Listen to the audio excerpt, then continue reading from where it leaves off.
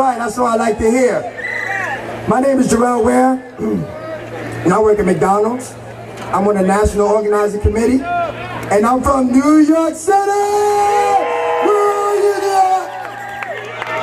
New York! All right, here we go. Welcome to Virginia, everybody. We are here making history. It all started with fast food workers going on strike in 2012. But when we are able to create, from that we was able to create a diverse movement that includes not 2, but 20 different industries under one umbrella. We won $15 in Seattle, New York, California, and even at UPMC. We are here in Richmond to combat structural racism. The Robert E. Lee statue, right behind me, yeah, exactly, represents racism, must come down, oppression, hate, and slavery. Bring it down. Bring it down. He represents the Confederacy. In the course of history, the Confederates lost. Losers. Today, the Confederacy represents people that want to build walls. That's right. That don't believe in raising the wages. That don't believe in unions. Police officers that kill unarmed black men, women, and even children. Whereas the Union during the Civil War represented love, justice, freedom, and they won. Just like the Union, we follow in other footsteps of other great movements, like the women's rights movement, like the abolition movement, and the civil rights movement. All movements created a change in this country right here. You may not feel like Martin Luther King Jr. You may not feel like Malcolm X. But you guys remember Selma? Who remembers Selma? I want everybody to take a look around them. This is our Selma! This is our Selma! We started the Fight for 15 movement. We represent people that win, not lose. So brothers and sisters, stay strong, stay focused, and most important, let's continue to make history.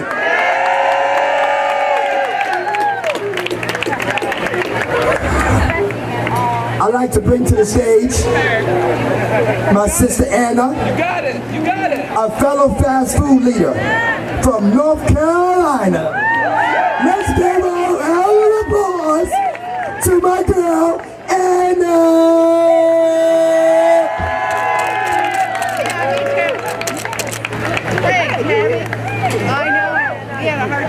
Hey everybody! From North Carolina. Can everybody move forward, please? We family will, bud. Alright, so I'm 29 years old. I'm a single mother. I work at Sonic. I make $8.25 as a manager. I've been in fast food for 10 years now. And in that 10 years, I've seen many discriminations. I've seen employees fired because of the color of their skin.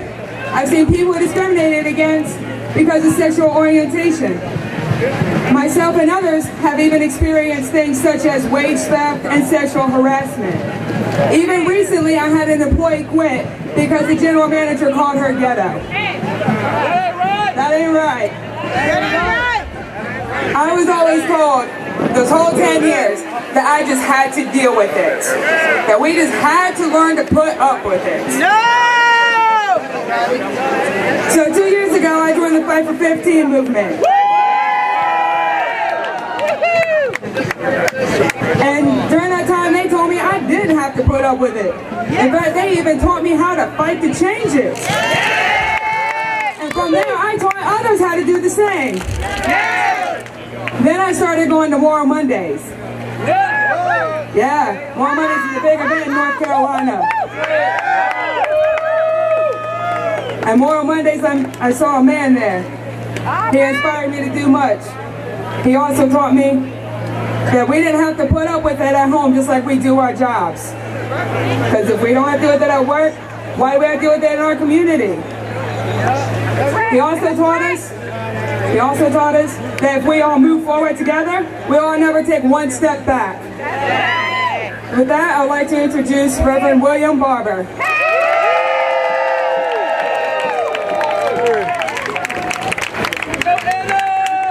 Hello, everybody. First, I want everybody on stage to put up their cell phones.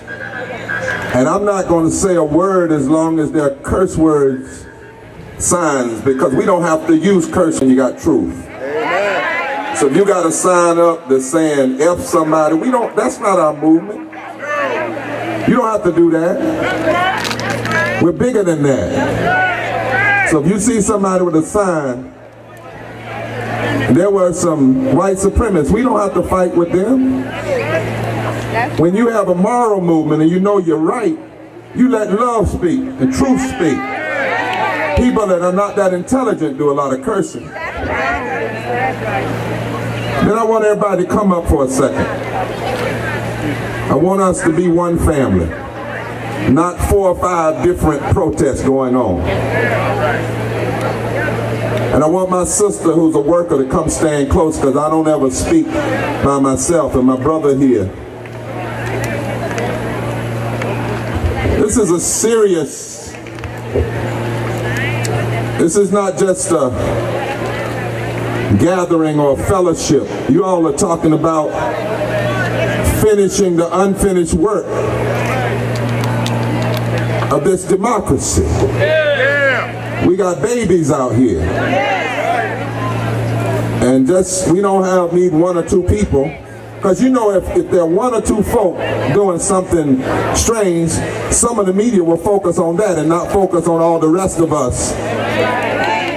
Tell your neighbor, I don't want you to cuss, I just want you to say, raise up 15. That's the word.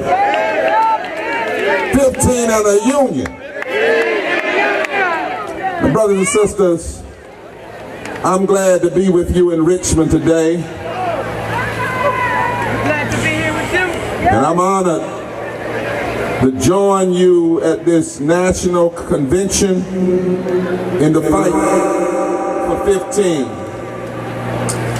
I don't come as somebody that just comes to speak. I've stood with you in the streets, in front of McDonald's and other places. I've joined you in jail for the cause, because I believe this fight, and the fight for health care, and the fight for voting rights, and the fight against police brutality and violence are among the most important battles in our country today.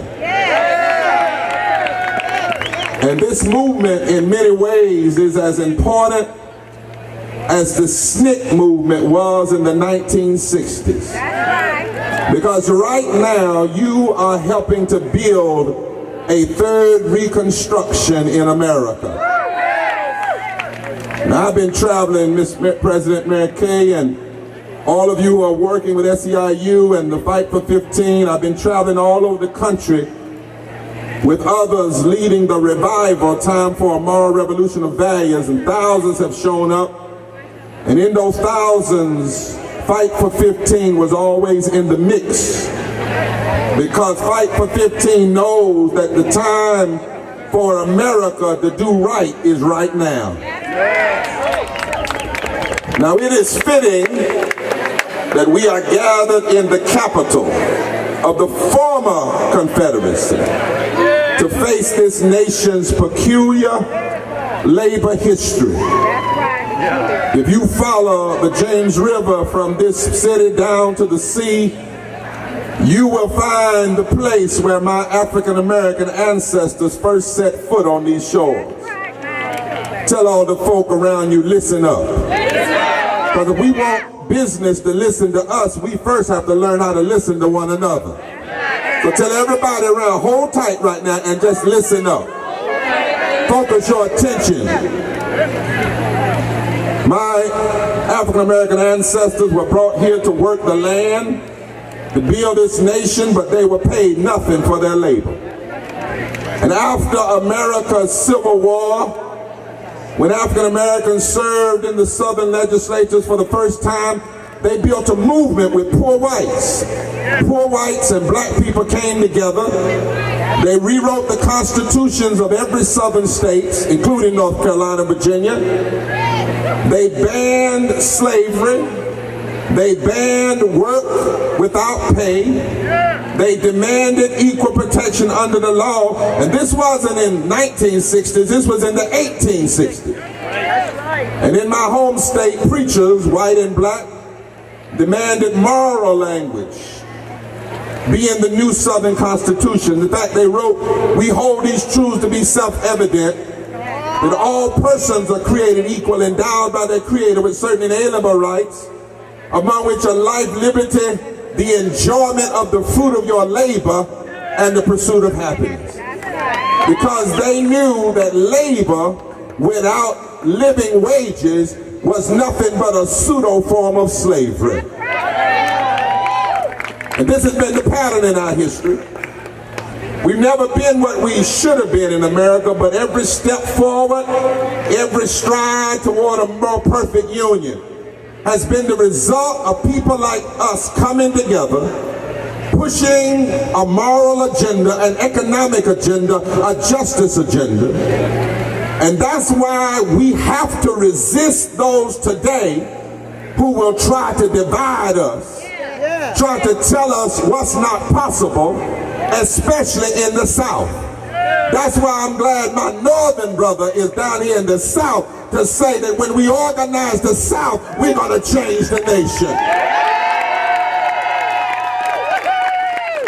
When Franklin Delano Roosevelt, I see a sign there, was in the presidency and a woman was his labor secretary, Frances Perkins, in 1938, and businesses were telling Franklin Delano Roosevelt, if you raise the minimum wage, you're going to lose jobs. The president's answer was, no business which depends for its existence on paying less than living wages to its workers has any right to continue in this country called America. That was 83 years ago. Roosevelt stood up to the greedy corporate leaders in the South and in the North who wanted to block rights and living wages. And today, we must confront the lies and the myths. One lie is that the minimum wage is enough. The truth is, in 2005, a minimum wage paycheck brought less than it had 49 of the last 50 years. Somebody ought to tell the truth. The truth is that living wages raise productivity. That living wages decrease turnover. And that living wages builds jobs. And that's not just me or Mary Kay. That's hundreds of business leaders and leading economists. When you pay people more, it's good for them and it's good for the economy. It's good for America. When you know this history, you understand why we are right to fight for 15 and a union. Just touch somebody and say, we're right to fight for 15 and a union. And we cannot turn back now. We can't wait. Dr. King said in '64, every member of Fight for 15 ought to get this book, Why We Can't Wait. It was Dr. King's last book. It was clear about economic justice and civil rights. He looked hatred in the face. And he said that we couldn't wait any longer to dismantle the systems of race, poverty, and black voter disenfranchisement. He said in that book that we needed to, like Lincoln, reach the better angels of our nation. He called on America to pass a Bill of Rights for the poor and the working poor. He called on America to fund a Marshall Plan to help poor folk in the urban cities and poor people in the mountains of Appalachia and poor people all over the South. You know, a few weeks ago at the DNC, I talked about a defibrillator and how we need to shock the heart of this nation. Dr. King demanded billions of dollars for a war on poverty rather than war on poor people, because he knew that we would needed to shock this nation. But back then, he said, while Negroes form the vast majority of America's disadvantage, there are millions of poor whites who would also benefit from a massive bottom-up stimulus. And I say to my white brothers and sisters, we've got to stop being fooled now. There are 8 million more white poor people than there are black people. There are 5 million more poor white people than there are Latinos. There are some in the South and in other parts of the country that want to keep white people and black people and Latino people away from each other because they know if we ever come together. And I declare to you today, we must hear what Dr. King said. We can't wait. Hard-working people can't wait. Mothers trying to raise their children can't wait. Fast food workers can't wait. Healthcare workers, airport workers, restaurant workers, minimum wage workers, and even many of our good policemen that make less than a living wage, they can't wait either. The truth of the matter is, as I stand here in front of the statue, not behind it, it took us 400 years to go from slavery to now to get from 0 to 725. We can't wait another 400 years. In America, we've got to raise up. In a country where tens of thousands of people die every year from low wages and poverty, we got to raise up now. In a country where 400 families make $97,000 an hour and corporate crooks get free bailout money while we arrest people and put people in jail who are fighting for 15. We can't wait. We got to raise up now. When unarmed black and brown children and men and women are shot down, not by the police, but by rogue police who really undermine the role of good police. We can't wait. We've got to raise up now. When the greedy attempt to buy elections through money and hostile takeovers, and legislators are caught red-handed passing racist and discriminatory voting laws to suppress the vote and undermine the political power of black, brown, and white coalitions in the South. We've got to raise up now. Help me a little bit, Mike, man.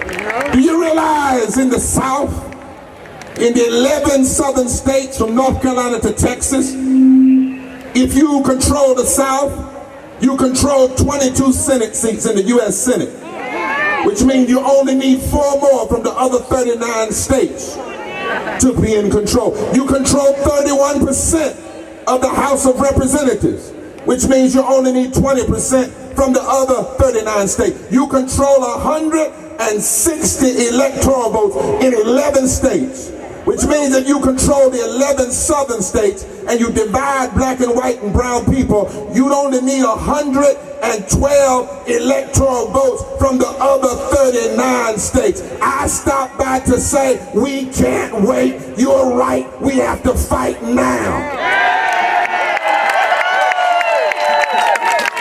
Now I know that some of you, somebody says, well, we're wrong Sometimes Mary Kay to lay in the street. We're wrong to do civil disobedience. We're not wrong. But it is wrong for the richest nation in the world to pay half of its African American workers, 54% of African Americans, to make less than a living wage. It is wrong for 64 million Americans in this country to make less than a living wage. It is wrong for politicians in the South to pit white workers against workers of color and against immigrants, all workers that make less than $15 an hour. It is wrong that after we win living wages in cities across the South, like Birmingham, then the state legislatures intervene and vote against those cities. Or like in North Carolina, they pit the transsexual community against the black community. They claim they're passing a bathroom bill, but actually the bathroom bill is full of it. It's full of anti-worker legislation. It's full of anti-discrimination. It's full of pro-discrimination. It's full of legislation to block cities from raising the minimum wages. That bill needs to be flushed. So my brothers and sisters, you're not wrong. Tell somebody we're not wrong. You're not wrong to raise up. That's why I'm joined here today by a host of clergy. You saw them this morning. We met afterwards all across the nation because raising wages is a moral issue. It's about right and wrong. And any attempt to claim to be a Christian or claim to be evangelical or claim to be religious and religiously right. And it doesn't begin with a critique of systemic poverty and challenging economic justice. That is nothing but theological malpractice. It is a contemporary form of pharisaical hypocrisy. And it borders on a heretical interpretation of scriptures. Because there are more scriptures in the Bible and other sacred texts about love and justice and fairness and the poor and helping the least of these than there are any other subject in all of religion. In the Quran, it says men shall have the benefit of what they earn, and women shall have the benefit of what they earn. In the book of James, it says the wages of laborers who mowed your fields, which you kept back by fraud, their pain is crying out, and the Lord hears. In Leviticus, it says you shall not oppress your neighbor or rob him or her of their wages. In Jeremiah, it says whatever nation builds its house on unrighteousness and your upper rooms by injustice and makes your neighbor serve him for nothing and does not give him or her wages, that nation, that house is under the judgment of God. Timothy says you don't muzzle the ox because the laborer deserves his wages. Malachi says I'm going to draw near to judgment. I will be swift witness against those who oppress the hired worker in his wages and hurt the widows and the immigrants and the children. Deuteronomy says you shall not oppress a hired servant who is poor and needy. Ezekiel said this is the guilt, your pride, your excess food, your prosperous ease, and you did not pay the poor what they deserve. Isaiah 10 says, woe unto those who legislate evil and rob the poor of their rights. Isaiah 58 says, loose the bands of wickedness. Translation in Hebrew, pay people what they deserve. And then your nation shall be called a repairer of the breach. You are right to raise up and declare that we can't wait any longer. But as I close this convention today, there are going to be forces, my sister, my brother, that will always try to reject us.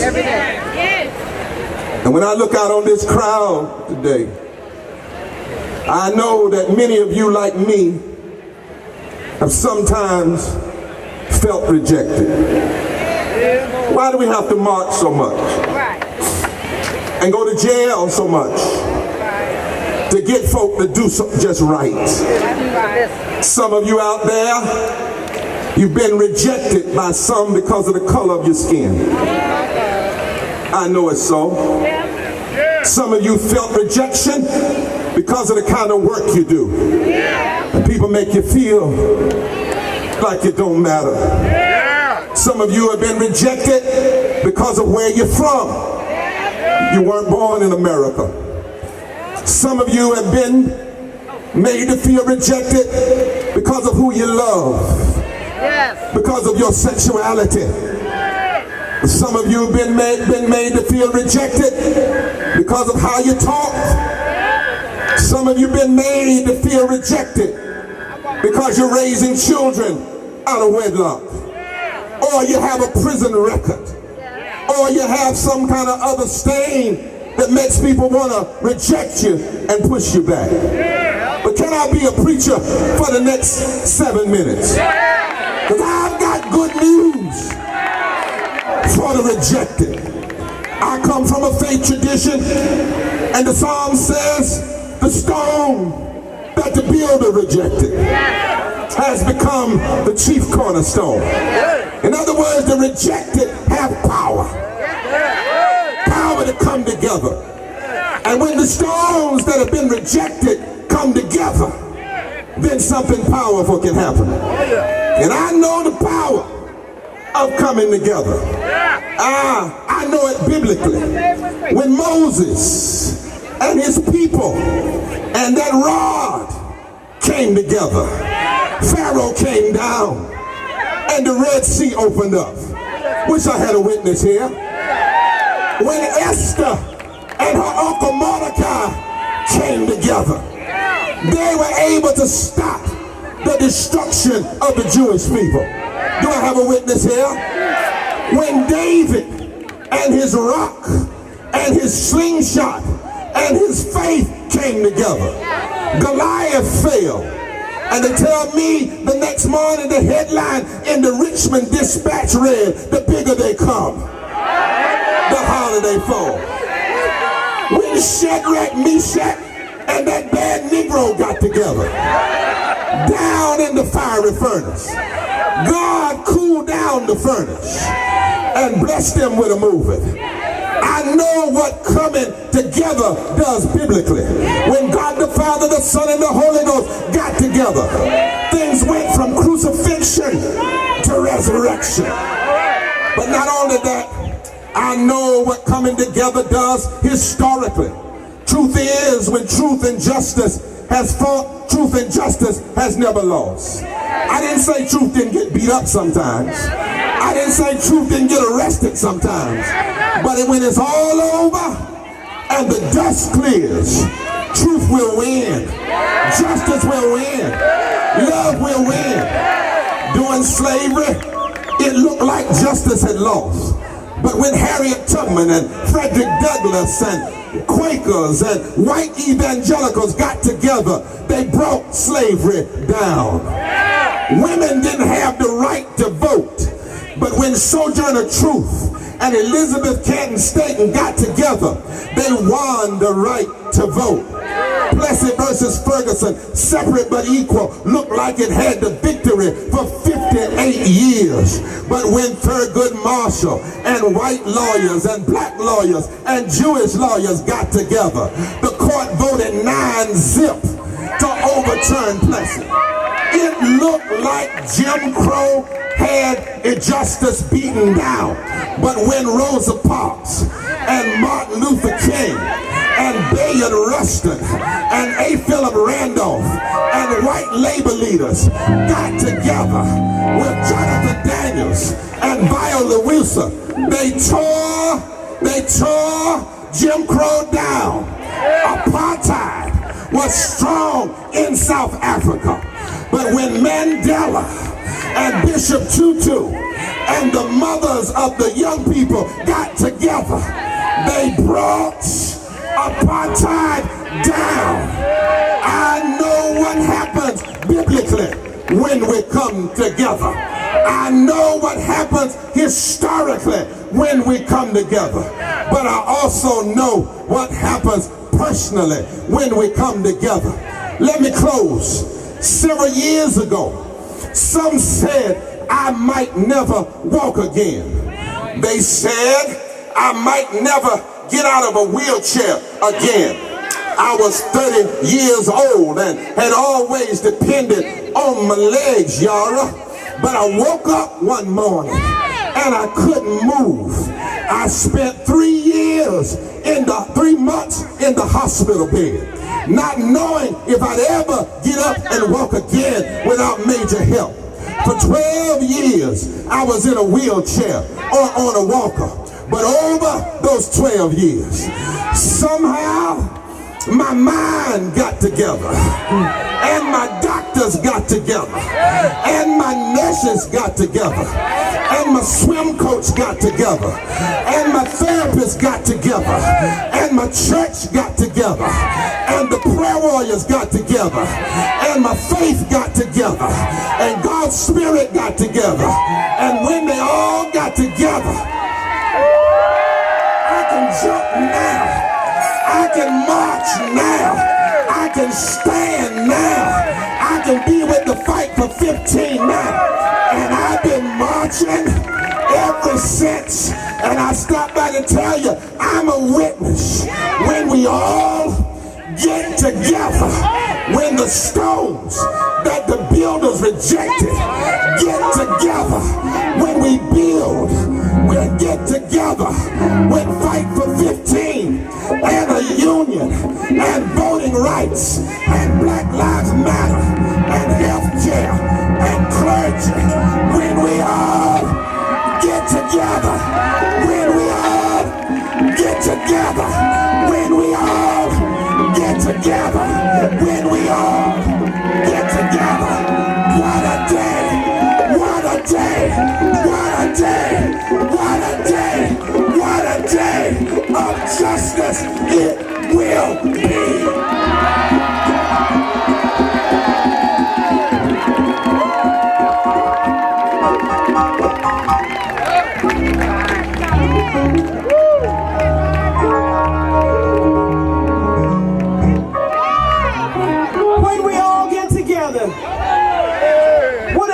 Rejoicing that will be.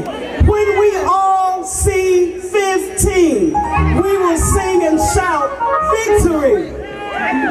When we all get together, what a day of rejoicing that will be.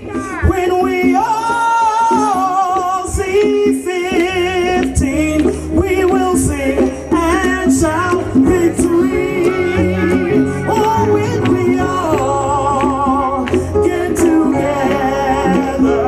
What a day of rejoicing.